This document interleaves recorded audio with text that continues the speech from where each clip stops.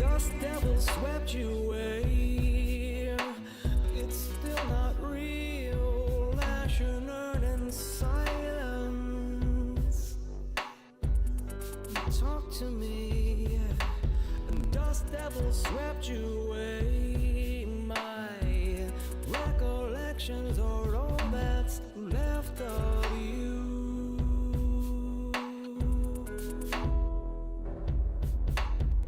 Swirl and sway without me. Dust devil swept you away. Whirling, playful, dancing about you. What's left of you is ash and earth and the silent horizon.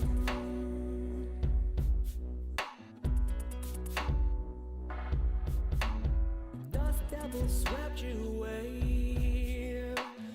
It's still not real. Ash and earth and silence.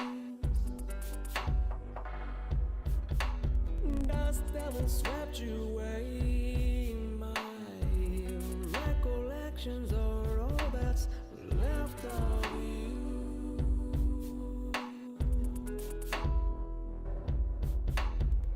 Swirl and sway without me. Dust devil swept you away. Whirling, playful, dancing. What's left of you is ash and earth and this silent horizon.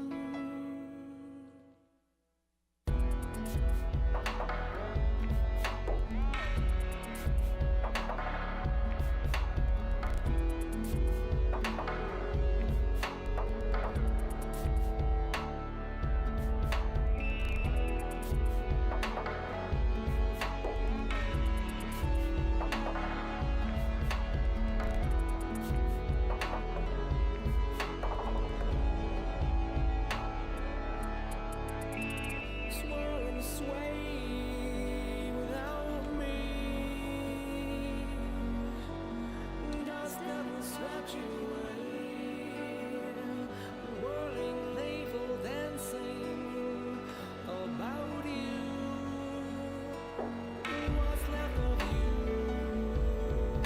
is ash and earth and the silent.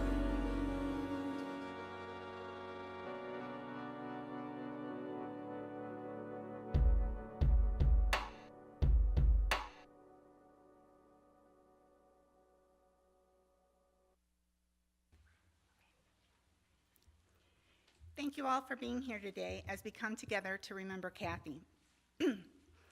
6 weeks has passed since she left us, and this afternoon is about taking some time to look back at her life. We are all coming into this room with our own chapters of her story, our own reflections, and our own memories. Every one of those experiences belongs here today.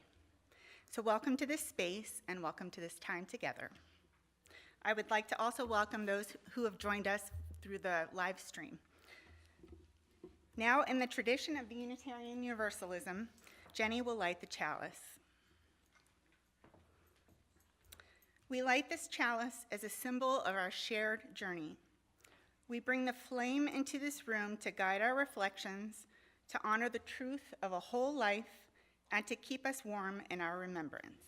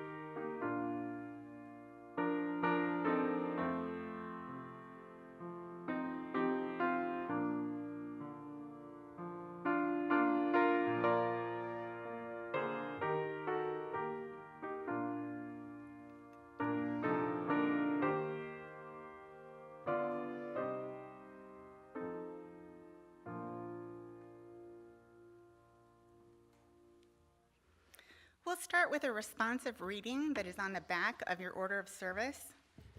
It's a popular, so I'll say the part, the reader says a part, and then the congregation says a part. So your part is easy. It's "We remember them."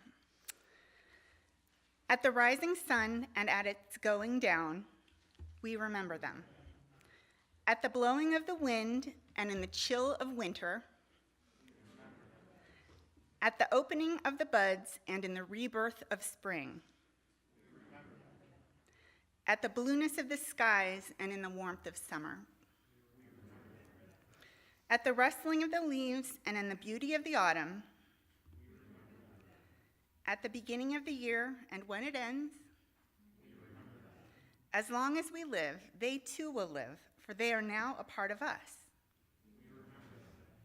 When we are weary and in need of strength, when we are lost and sick at heart,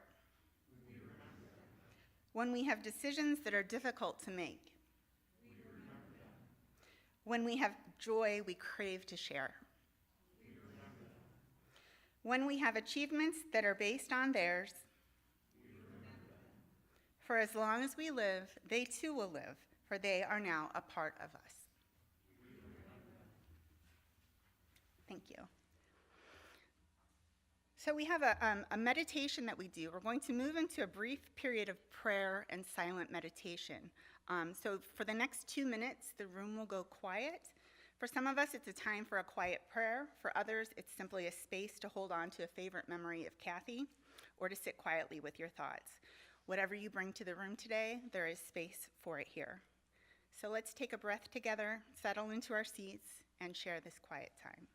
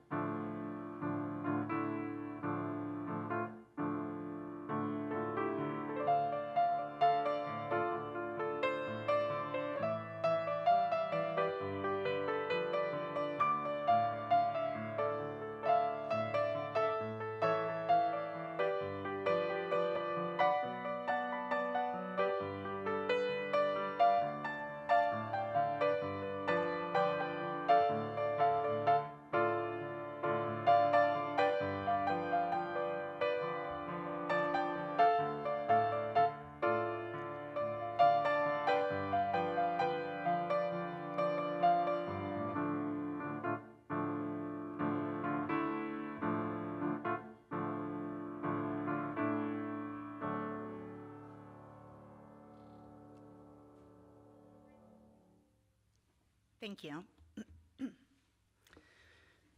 So 27 years is a long time to share a life with someone. For nearly 3 decades, Kathy Laakso was my mother-in-law. While I didn't know the young girl who grew up in Northeast Pennsylvania or the young woman who fell in love with Arnie, I knew the woman she became. Today I want to tell you about the Kathy I loved, the things I witnessed, and the history we share. One thing I can say with certainty is that Kathy never really left Northeast Pennsylvania. She was the girl who grew up there, the daughter of Ed and Margaret Gardner. Even after she left, the landscape of her childhood stayed with her. Lake Erie, the vineyards, Concord grapes. They stayed with her throughout her entire life. Kathy collected grape memorabilia with great enthusiasm. They stayed with her, She drove around with NEPA on her license plate, and she kept the email address ne64@hotmail.com for over 30 years. Northeast was home, and Kathy made sure nobody forgot. Kathy had a deep capacity for holding on. She held on to photos, to places, people, memories, and traditions. We saw that in the way she maintained her world, from her regular marathon phone calls with John, Larry, and Lori, to the quiet companionship of the cats she loved and cared throughout her life. And she held on to things. So many things.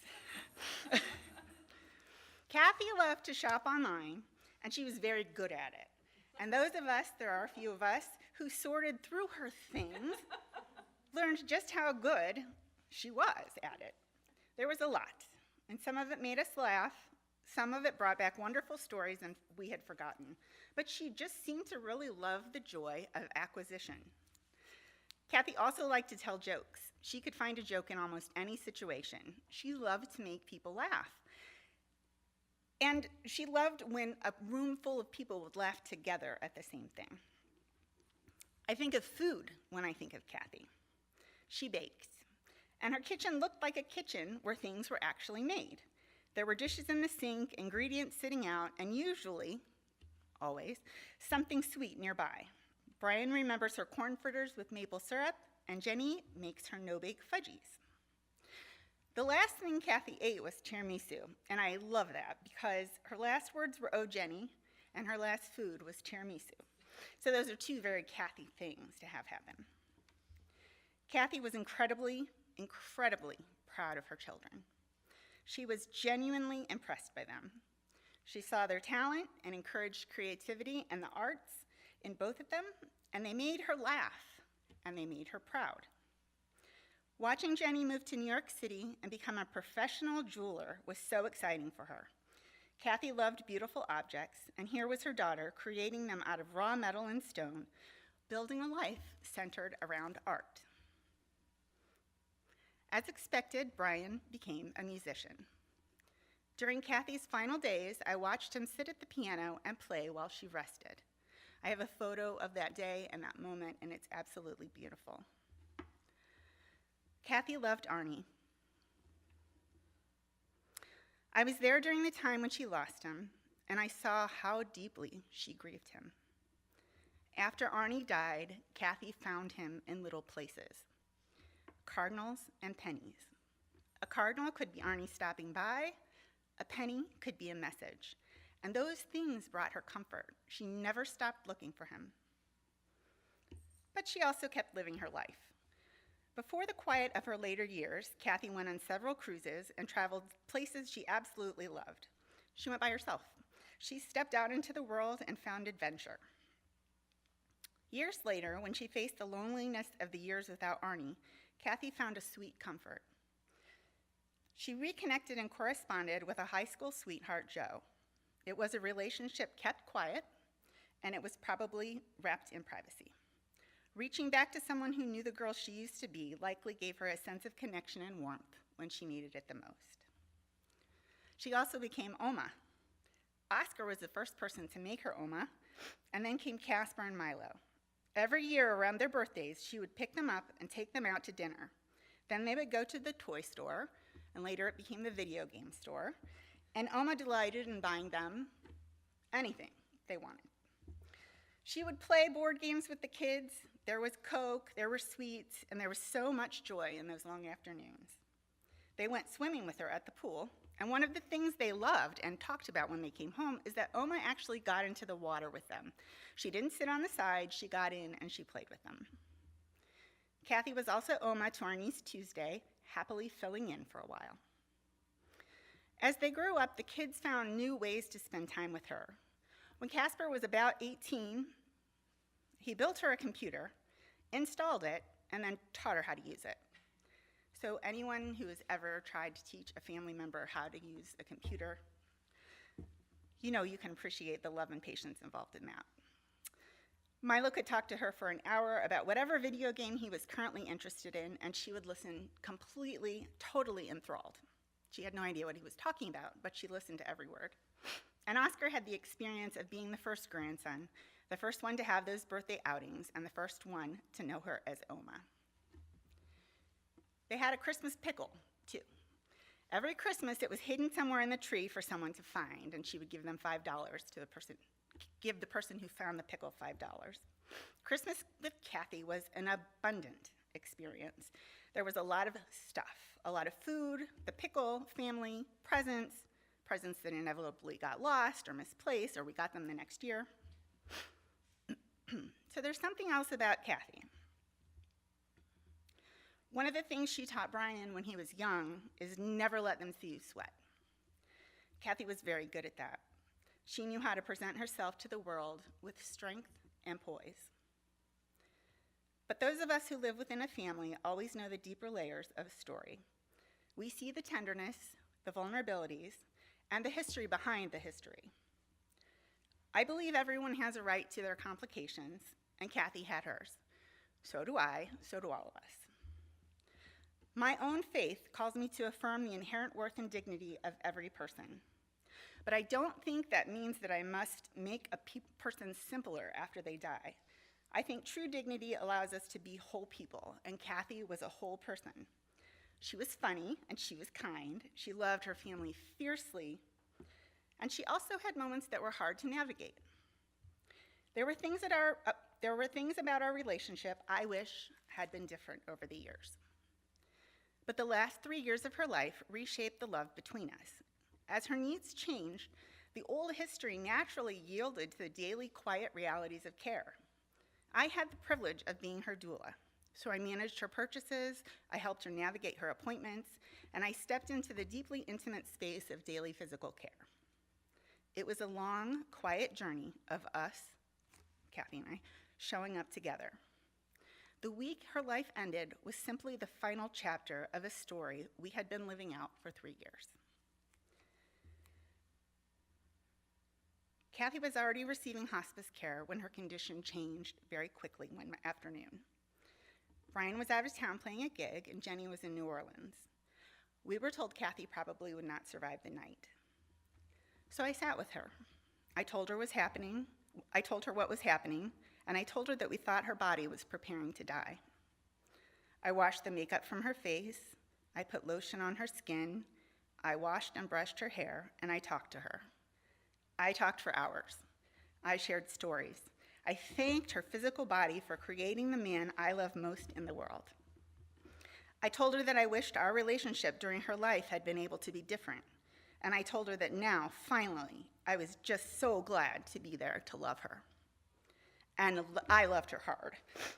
That night, I stayed until nearly midnight. She survived the night, and I came back every day for the next 6 days to sit with her, talk to her, and keep her comfortable. And I'm so grateful I had those days with her. I'm grateful that after 27 years, our relationship has that beautiful chapter. Friends and family gathered around her during those last days. Brian played the piano, people sat beside her, and eventually Jenny got home. When Jenny arrived, Kathy opened her eyes after about 24 hours of not being conscious and said, "Oh, Jenny," and those were the last words she spoke. So there's something I want to say directly to Brian and Jenny. You were good children to your mother. You gave enough. You loved enough, and you were always enough. I know it is difficult when someone you love always seems to need more from you for your entire life. More reassurance, more closeness, more visits, more love. Living with someone like that can leave a person wondering whether anything they gave was enough. It was. Brian, I watched you care for your mother through the last years of her life. You carried the responsibility of being her healthcare and financial powers of attorney. You handled the decisions and the problems and the phone calls, so many phone calls. You advocated for her. You showed up when she needed you. Jenny, you had your own relationship with your mother with a history that belongs to the two of you. You found your own ways to love her and to be her daughter. She was so proud of you. I hope that as you both grieve your mother and make peace with all that your lives together held, you can rest in this truth. You were always enough, exactly as you were. To Oscar, Casper, and Milo, you each had your own Oma. Your relationship with her belonged to you. The birthday dinners, the toy stores, the video games, the board games, they all happened. She got into the swimming pool with you, she listened to you, and she played with you.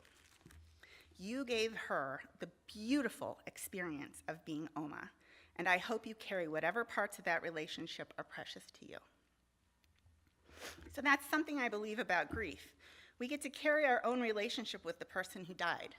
We don't all have to agree on a single version of Kathy. The Kathy I knew is different from the mother Brian knew, and the mother Brian knew is different from the mother Jenny knew. Oma belongs to Oscar, Casper, and Milo. Friends knew her through their own relationships with her, and Arnie knew Kathy in a way none of us did. All of those experiences belong, and our memories don't have to match. After Kathy died, Brian and Jenny took some of her cremains back to Fairport Beach on Lake Erie, back to Northeast Pennsylvania, and I think that was a beautiful thing for them to do for their mother. Kathy spent her whole life connected to that place. She carried Northeast on her license plate, she carried it in her email address, she filled her home with grapes, and she remembered the lake, and eventually her children brought a part of her back there. When I think about Kathy now, I think about all of these pieces of her. Northeast, Lake Erie, Arnie, Brian, Jenny, Oma, the boys, the cruises, the travel, the baking, the jokes, the shopping, the grapes, the cardinals, the pennies, the Christmas pickle, and the tiramisu. And 27 years of knowing a person who was beautifully, wonderfully human. My faith gives me room for that. It gives us room to hold gratitude and grief together. It gives us room for memories that bring comfort and memories that are harder to carry. It gives us room to honor the inherent worth of a person while telling the truth about our own lives. And it gives us room to release one another from the expectation that there is only one way to grieve. So I hope we can give Kathy that dignity today, the dignity of a whole life, the dignity of being remembered differently by different people, the dignity of being loved without requiring anything from anyone. I hope Kathy is at peace. I hope wherever Arnie is, she found him. And I hope the cardinals and the pennies were true. And I hope that when we think of Kathy, each of us can carry what is ours and carry that with tenderness. Brian and Jenny took her back to Lake Erie. They took her home. I'm so glad they were able to bring her back to the place she loved so much. May she rest in peace. So we would love to open up the room for anyone who wishes to share a remembrance or a story about Kathy. We have Patrick volunteering his time with us to help with the tech. If you have a memory you'd like to share, he'll come around with the mic. Anyone? Okay. It's also completely okay to keep our memories private. We have shared so many stories over these last 6 weeks, and holding them quietly in our hearts is a beautiful way to honor her too. So let us move into our closing music.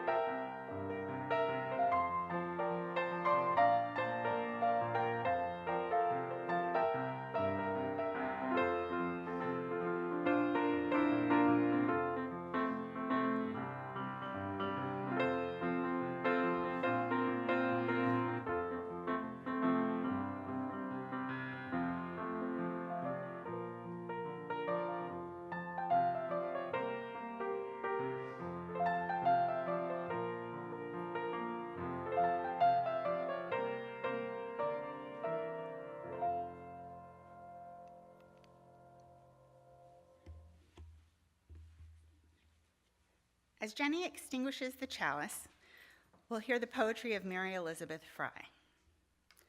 Do not stand at my grave and weep. I'm not there. I do not sleep. I'm 1,000 winds that blow. I'm the diamond glints on snow. I'm the sunlight on ripened grain. I am the gentle autumn rain. When you awaken in the morning's hush, I am the swift uplifting rush of quiet birds in circled flight. I am the soft stars that shine at night. Do not stand at my grave and cry. I'm not there. I did not die. As we close our time today, I'm reminded of a classic line about perspective. A woman was asked if she believed in moderation of all things, and she said, yes, absolutely, except when it comes to dessert, because there is no such thing as a moderate amount of comfort. So Kathy knew exactly what she liked, and she made sure she got it right down to her final bite of tiramisu. So I want to give a special thank you to those of us who joined via live stream, and to thank Ron Johnson for his time and technical knowledge, Patrick for the microphone and technical knowledge, and to honor the spirit of comfort through dessert. Okay, I messed up on the catering order. So we're going to invite you to our fellowship hall for coffee and lemonade. So thank you all for being here. Yeah. Before we start the last video, I just give like maybe 2 more minutes for everybody to perhaps collect their thoughts if there's anything somebody would like to say. Just wanted to open that up to everybody for just give you 2 minutes of silence, and then if you would like to talk on the microphone, just raise your hand.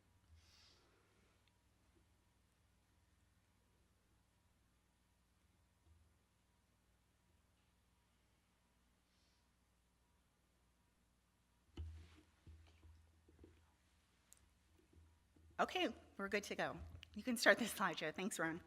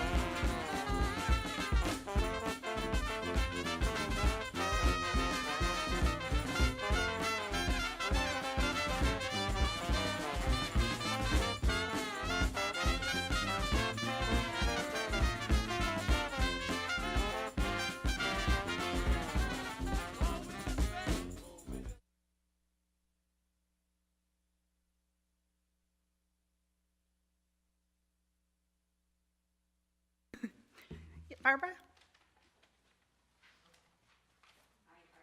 didn't say anything when remarks were requested. I did not know Kathy, but I knew her son, and I knew her daughter-in-law, and I knew her grandsons, and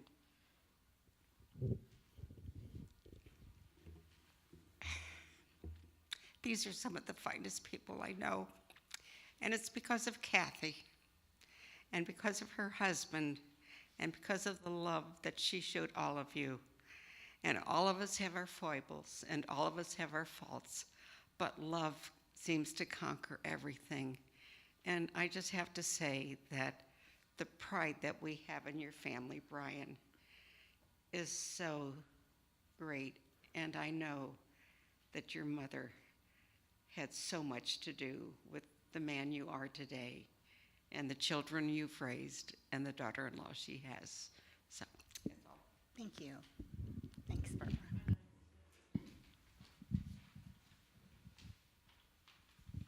Hi, my name is Deb, and I met Kathy over 20 years ago, and she actually hired me to clean her house. So I knew how much stuff she had. When she got ready to move into Vitality, we cleaned her master closet out. This woman had 40 pair of black pants, 40 pair of navy blue pants, 40 pairs of brown pants, and we laughed and had so much fun together. And like I said, she hired me to come in and help her organize and clean her house, but it grew into a friendship, and I'd go see her once a month. And I'd always take her a Happy Meal, and she was like a little kid. She was like my great-granddaughter that's 5 years old. She always enjoyed that Happy Meal. She ate everything, and then she was excited to open the toy inside. So, and every Christmas, somehow, she would con me into helping her put up her Christmas tree.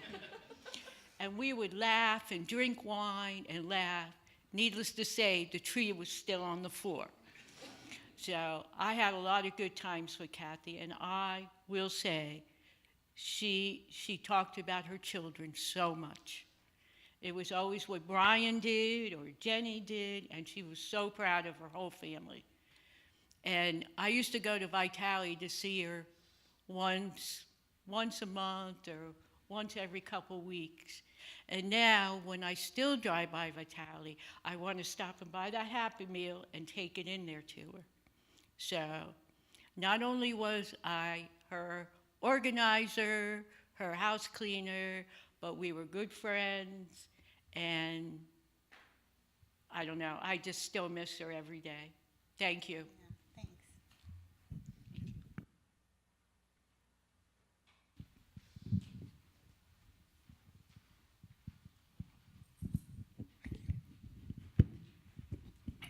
One thing that I'd like to talk about that my mom already kind of briefly mentioned was just how happy and how much my Oma loved to laugh and loved to bring joy to everybody.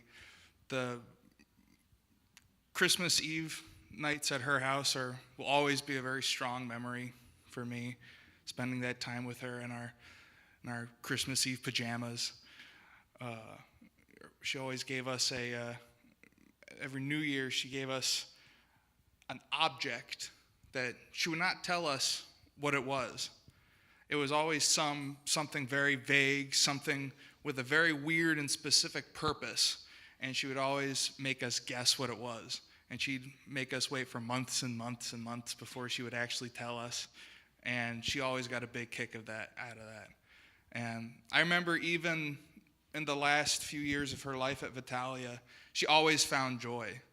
As she started to experience more symptoms of her dementia, she always found the funniness in it, her lapses in memory. She always found joy in it when she would be speaking about something and she would forget. She would always take it very well, oddly. She would always find it funny that she forgot what she was talking about. And I think that was just very special. And I appreciate all of you coming here and sharing memories and and being here to celebrate her life. Thank you.